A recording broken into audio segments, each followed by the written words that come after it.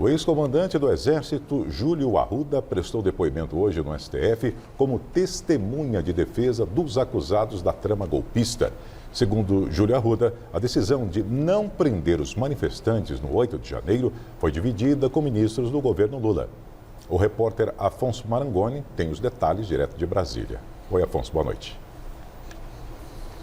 Boa noite a todos. Só para a gente se recordar, o Júlio César de Arruda ficou pouquíssimo tempo à frente do comando do Exército. Ele foi exonerado pelo presidente Lula no dia 21 de janeiro. E ele disse justamente isso, que a decisão de prender as pessoas que depredaram aqui a Praça dos Três Poderes e seguiram depois para o QG do Exército, ali em frente, na Praça dos Cristais, se deu em conversa com membros do governo, para que isso acontecesse no dia seguinte e não no dia 8 de janeiro. Acabou sendo assim mesmo, foi numa segunda-feira essa prisão. Ele falou que essa conversa teve, por exemplo, o ministro da Defesa, José Múcio, o ministro Flávio Dino, então o ministro da Justiça, o ministro do Supremo Tribunal Federal, e ele citou também outro, que ele conversou sobre isso, um outro ministro aqui do governo Lula. Bom, e é importante dizer que neste depoimento ele falou sobre o Mário Fernandes. Quem é Mário Fernandes? É aquele general que é réu no Supremo Tribunal Federal por, segundo a Procuradoria-Geral da República, ter sido responsável por escrever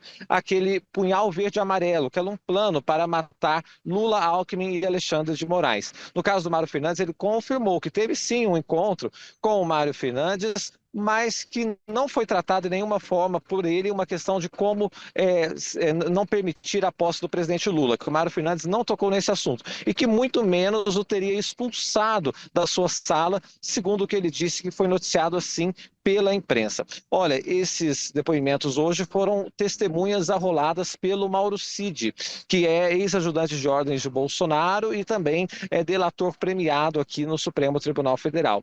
E os testemunhos foram mais ou menos na linha do que pretendia a defesa, dizer que Mauro Cid seguia ordens e que não tinha uma coloração partidária clara. Então esta era a estratégia da defesa e os depoimentos foram sim nesta linha. Olha, uma notícia importante, o ministro Alexandre de Moraes manteve o depoimento do comandante atual da Marinha, o Marcos Sampaio Olsen. Ele tinha pedido para não depor porque não tinha conhecimento sobre os assuntos aqui tratados e ele foi arrolado como testemunha do almirante Almir Garnier Santos, que foi comandante da Marinha.